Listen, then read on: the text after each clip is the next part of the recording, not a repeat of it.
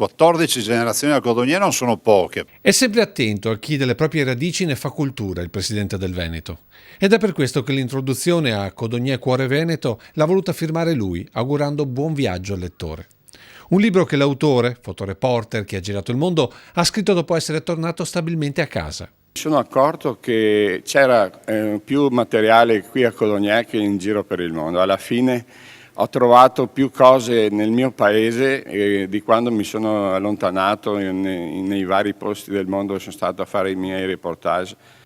Così per l'auto di Papa Luciani, quando era vescovo a Vittorio Veneto, ancora lustre e scintillante, come per l'ultimo dei ragazzi del 99, commovente per il voto che ha portato avanti per tutta la vita, scampata alla guerra. Andava a mettere i fiori nel Piave al giorno del suo compleanno e poi tutti quelli che hanno partecipato e tutti quelli che si sono offerti a farsi intervistare per rendere questo libro meraviglioso. Il libro non è di Pio Dalcin e di Francesca Salvador, la coautrice, è della gente di Codognier. Un libro sul passato che per impostazione guarda al futuro, con i codici digitali che permettono di visualizzare foto e filmati in internet. Questo libro è un'assoluta novità perché Pio Dalcin, oltre a essere un cultore, un amante di Codognier, un profondo conoscitore anche delle dinamiche storiche di Codognier, ha saputo interpretare in questo libro la modernità e quindi anche con una nuova formula di consultazione con quello che poi è la storia, ma ha saputo anche raccogliere quelle storie, quelle tradizioni e quei personaggi di Codognier che altrimenti rischiavano di essere dimenticati, quindi